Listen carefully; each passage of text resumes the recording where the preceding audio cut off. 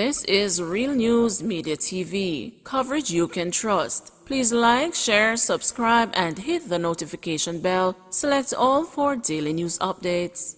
Good morning, my Real News Media TV family. Thank you so much for tuning in this morning, and I'm wishing for everyone a wonderful and a productive day. And in the news this morning for September 11, 2023, murder suspect killed during confrontation with the police in St. Elizabeth.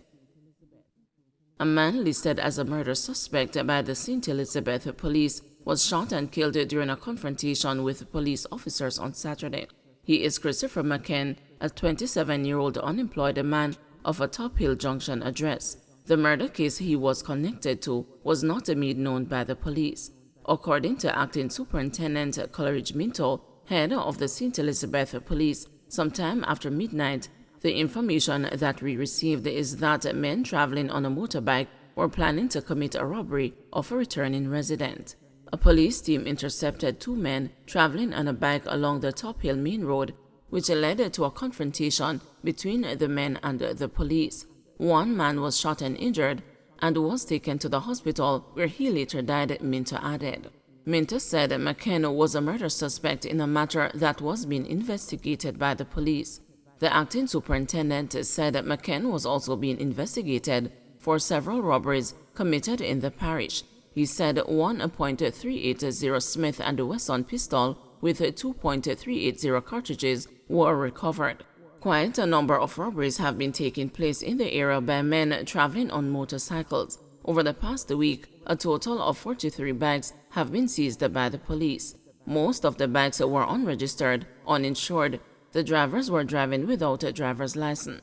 In almost all cases, the persons held were not wearing any helmets, said Minto. Minto also revealed that over the last 3 days, 23 persons were arrested for driving without a driver's license, among other offenses. 5 men in custody after firearms seized in Kingston.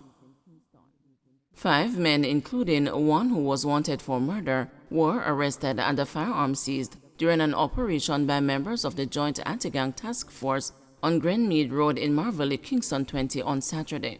Reports are that the Joint Police Military Team conducted an intelligence-led operation at the location between 4 a.m. and 7 a.m. During a search of the premises, a 9mm Glock pistol was found behind a mattress that was along a zinc fence. The men were subsequently taken into custody. One of the men, whose identity is being withheld at this time, was wanted for murder by the St. Andrew South Police. A bench warrant was issued for his arrest for absconding bail.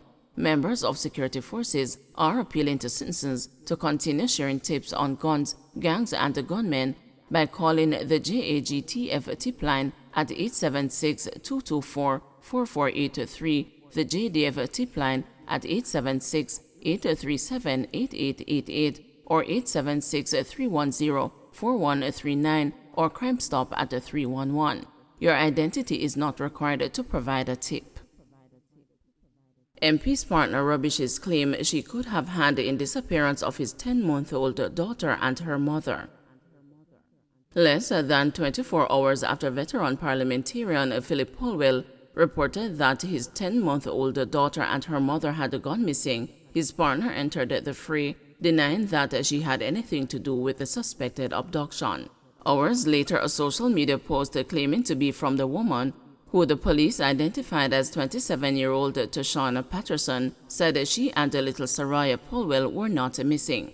However, up to press time, the police were still reporting the two as missing, while the news sources claimed the post was fake. The saga surrounding Polwell, the Member of Parliament for Kingston East and Port Royal, started to deepen on Sunday morning when his partner of several years, Leoda Bradshaw, issued a statement in which she denied having anything to do with the disappearance of Patterson and the baby girl.